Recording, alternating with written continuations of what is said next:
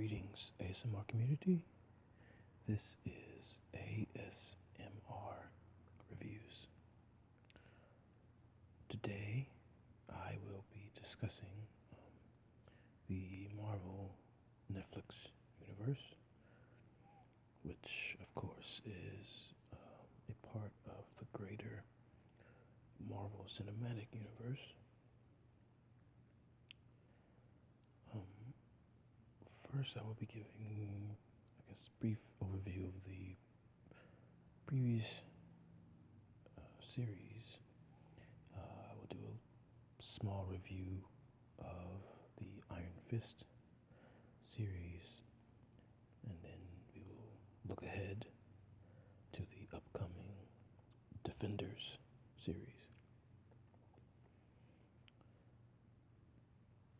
First of all, there will be mild spoilers ahead, but to start off, let's discuss Daredevil. In the early 2000s, there had been an unsuccessful attempt at a Daredevil movie, which starred the current Batman, Ben Affleck.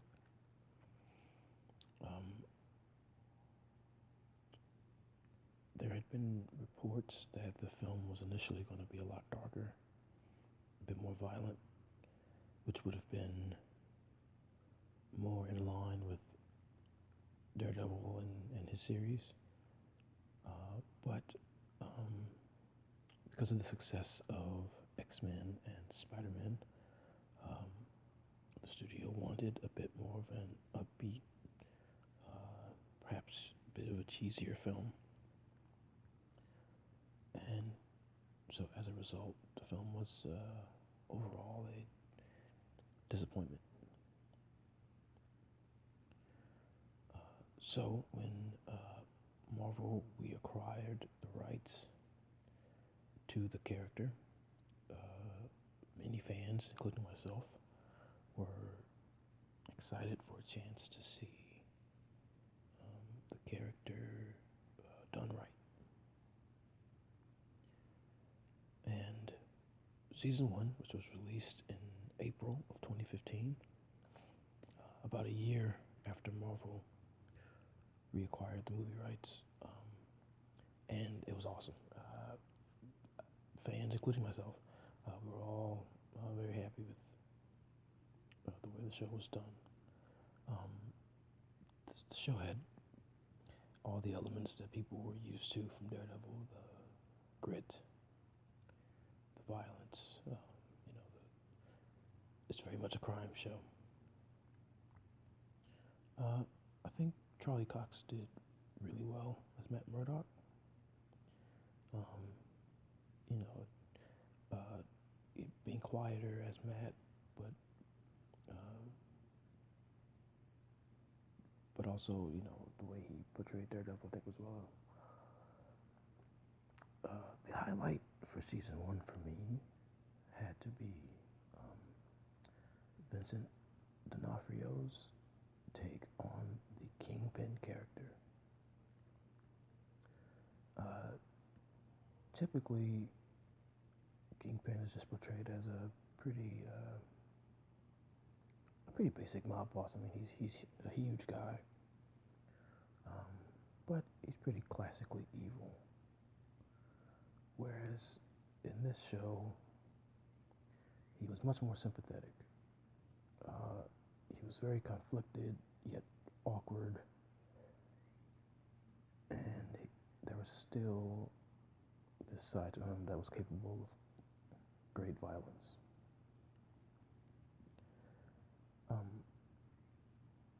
And it was great to see those two characters face off with each other. Season 2, which was released the following March, was also very good. I wouldn't say it was as good as season 1. Um, Season 2 had a lot of different puzzle pieces. definitely more than season one. Thus, uh, the story kind of jumps around a bit more and is not as fluid to follow. Uh, However, um, John Bernthal's portrayal of the Punisher in this season uh, makes it all worth it. He did an excellent job. Um, the Punisher is a character who has had two movies in the past, uh, neither of which I felt were bad. Um, they just never um, became the huge box office successes as many of his other superhero counterparts. Also, in season two, we begin to learn a lot more about the Hand, who um, seems to be. It seems like they're going to be the villains of the Marvel Netflix universe overall. Um, it's interesting how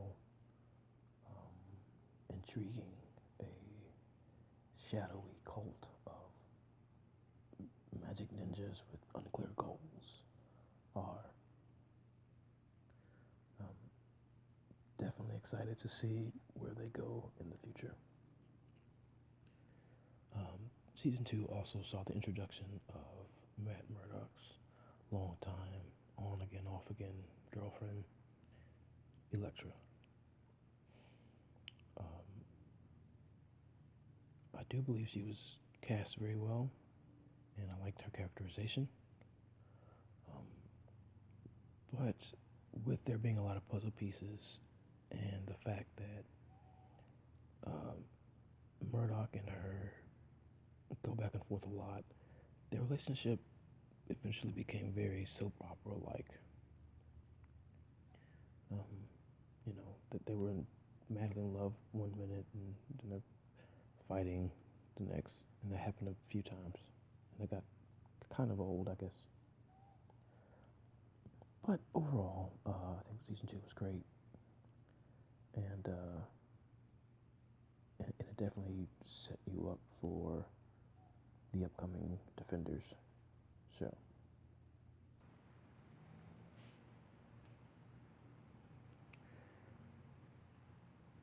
In November of 2015, Netflix released the next character, Jessica Jones.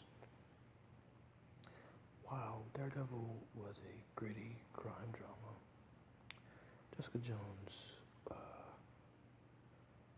was much more of a neo noir detective series. Um, Dealt with some darker topics like PTSD and assault, um, but I think it handled it very well. Um, Personally, I've been a fan of Kristen Ritter for a while, and was glad to see her get a lead role in such a big property. Um, I knew Jessica Jones was a bit more of a gruff character than what I had seen Ritter in the past, and I was very curious to see how she would do, and I think she did a great job. The villain of the show was the Purple Man, portrayed by David Tennant, and for many people, he was certainly the highlight of the show. Personally speaking, it is between Kingpin and the Purple Man for the top villain spot so far. But back to Tennant, I mean, he was both charismatic but also slimy, and much more sympathetic than I thought he would be. Not quite as sympathetic as Kingpin, but as you dive a little bit more into his past, you begin to understand him a little bit more.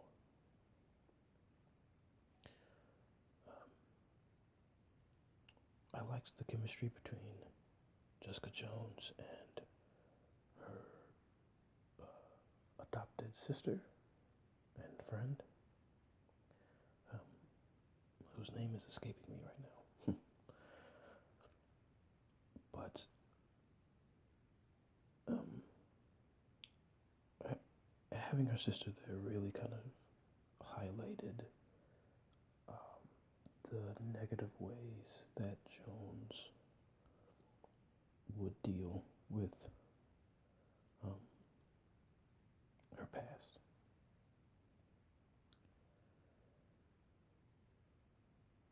This series also introduced us to Mike Coulter's Luke Cage. Um, I think they had really good chemistry, Luke Cage and Jessica Jones. For those who don't know, in the comic book, um, those two characters eventually get married and have a kid. However, I'm not quite sure if they are going to go that direction with Netflix. But as a perfect segue, uh,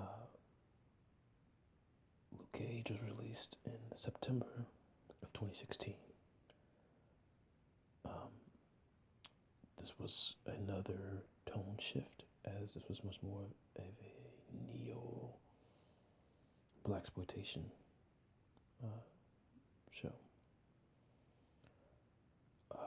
The release of the show was very timely, as it dealt with um, African Americans in lower income neighborhoods, um, their relationship with the police, um, crime, and things of that nature.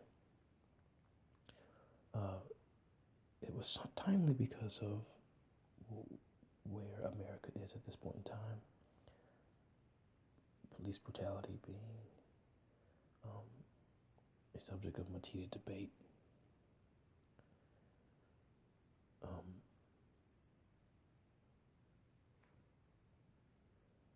I felt that Luke Cage was a very uh, positive character for black people to have at that time. Initially, um, I was a bit surprised at how square Luke Cage wasn't, at first, but over time, um, it definitely grew on me. And, his more positive attitude uh, was definitely something I learned to enjoy. Um, this show's villain, Cottonmouth, played by Mahershala Ali, was a villain who I don't think started out as a great villain, but became one as the show went on. Ali is another actor that I've been a fan of for a while. He uh, has been in a couple of movies that I enjoyed a lot, and I enjoy his role in another Netflix series, House of Cards. Um, I guess one thing that Marvel Netflix really tries to do is make villains that you can relate to on some level. And as this season went on, and you begin to dive into his character's history, he becomes much more sympathetic, and you learn that he's actually very conflicted within. Um, Again, mild spoilers. Um, it is about midway through the season that his character exits the show, and for me, this uh, results in a drop of the quality of the show. The secondary and tertiary villains were not quite as compelling. Um, Alfre Woodard, uh, playing the corrupt politician, I enjoyed her performance. However, I was surprised at the direction they took her character in. But overall, Luke Cage was a great series. Um, I burned through it fairly quickly. And now there is the Iron Fist series. I just finished this recently, and unfortunately, I would have to say that this is the weakest series so far. The first few episodes are very slow, um, not very compelling. Uh, Once you get to episodes 4 and 5, the show begins to take off. So, the characters. The main character, Danny Rand, played by Finn Jones, uh, has definitely been the weakest of the main characters in uh, the Marvel Netflix universe. Um, I'm a bit conflicted with my critique of the character, as I felt like the character was not very smart. However, given his history, it makes sense why he is so naive, but still, I guess this is not a trait that you want out of a main character. Um, Also, I've heard some reports that Finn Jones did not really learn any fight choreography, and so as a result, the fight scenes in this show were not as good as, say, Daredevil. Um, the fight scenes weren't great in Jessica Jones or Luke Cage. However, both of those characters have not gone through any martial arts training, so it made more sense. Whereas Iron Fist is supposed to be a master of the martial arts, um, but the fight scenes weren't very compelling. Um, some of the secondary characters, I think the Meachums uh, were good, uh, particularly Joy Meachum and Harold Meachum. Um, Joy Meachum, as portrayed by Jessica Stroup, um, I believe really gave a genuine performance, and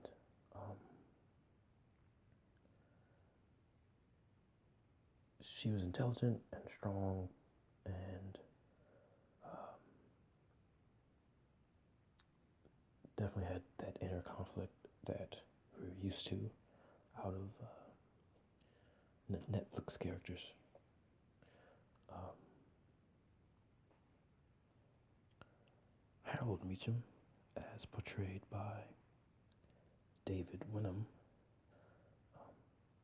I believe was very a worthy villain. Um, David Wenham is best known for portraying Faramir in the Lord of the Rings trilogy. And so I was pleasantly surprised at how despicable of a character he was in this show.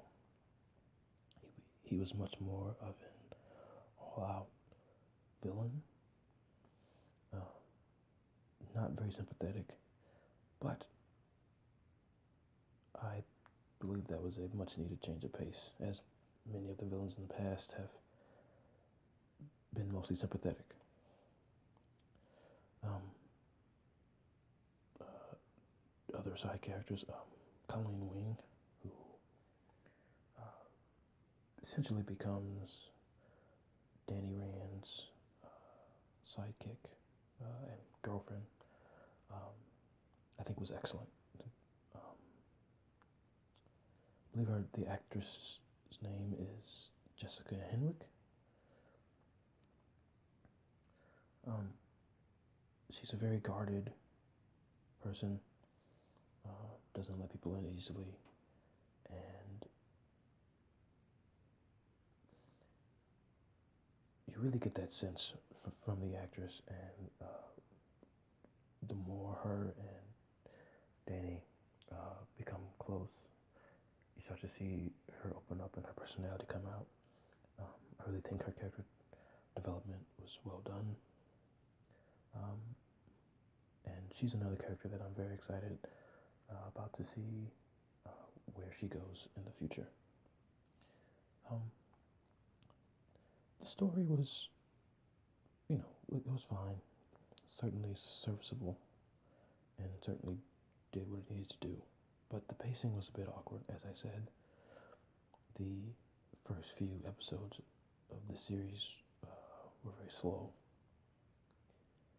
Um, Luckily, it does pick up, and it pretty much stays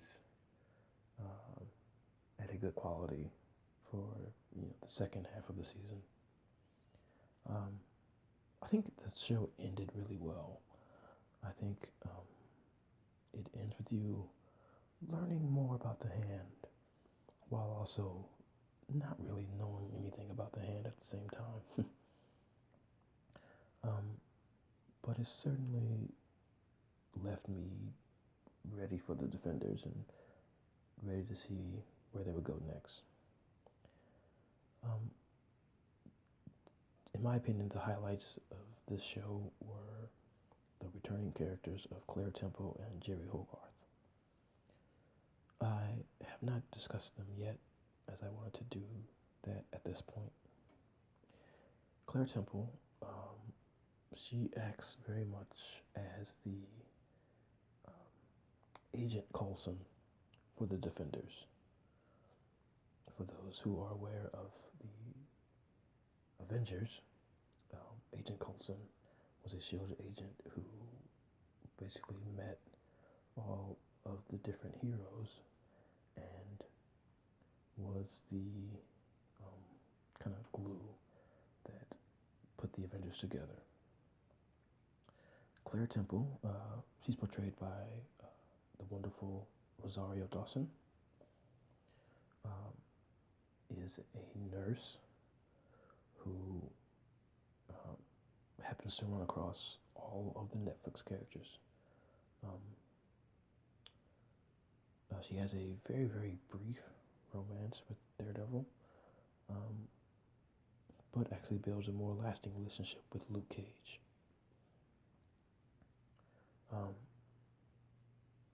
In the comic books, her name is the Night Nurse, and in the Luke Cage series, a gang member even refers to her as such.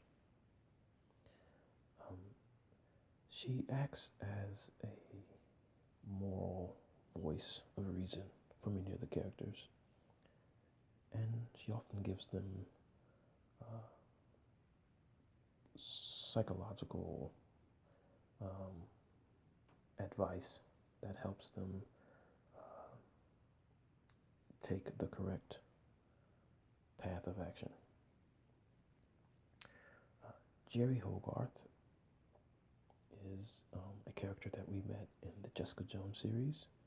She is portrayed by Carrie Ann Moss, and she is a very professional, very stern lawyer.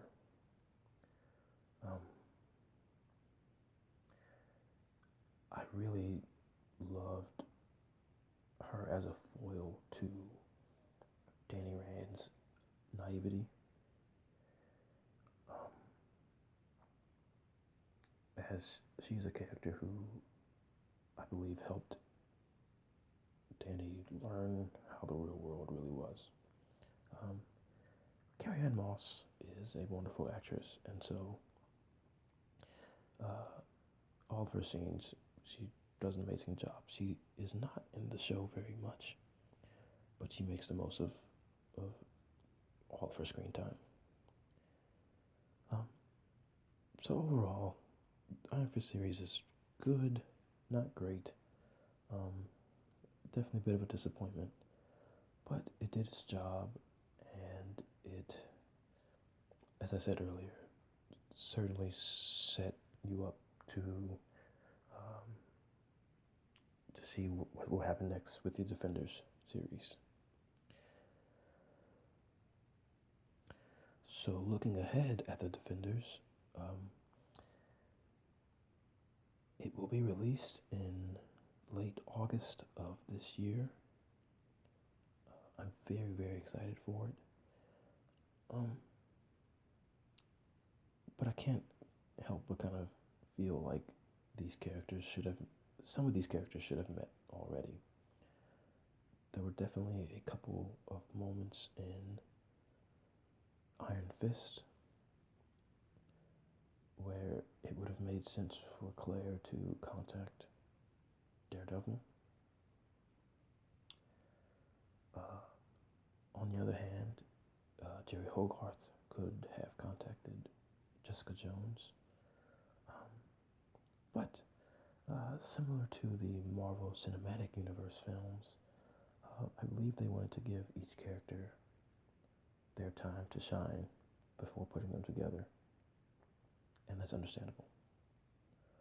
Um, I said earlier that Claire Temple acted as the Agent Coulson, or is acting as the Agent Coulson for the Defenders, and so as a result, I am a little afraid that they will kill her character in the Defenders series. Um, if they want to pursue a Luke Cage and Jessica Jones romance, then this may be a necessary step. Uh, Hopefully not. uh, the villains of the Defenders, I'm assuming, will be the Hand. Again, as both Daredevil and Iron Fist have had run-ins with them. And so I wonder if we will learn, uh, learn about the organization in its entirety, or if they will just fight against a splinter cell of the group. Um, Also, it will be exciting to see the characters interact with each other. How will the very street savvy and gruff Jessica Jones deal with the childlike innocence of Danny Rand? Um, how will Luke Cage deal with Daredevil? Um, Certainly excited to see what happens next. Uh, Below, what are your thoughts on Marvel Netflix? Was there any series that you didn't like? Was there any series that you thought was, uh, excellent? And what are your thoughts on the upcoming Defender series? Are you excited for it? Um, Also, I should mention that we are also going to be getting a solo Punisher series starring Jon Bernthal, which will also be exciting. However, I do not believe that his series will be connected with the Defenders. I believe he will be off on his own adventure. So that's the video for today. Thank you for listening. I hope this was relaxing for you, and I will talk to you again soon.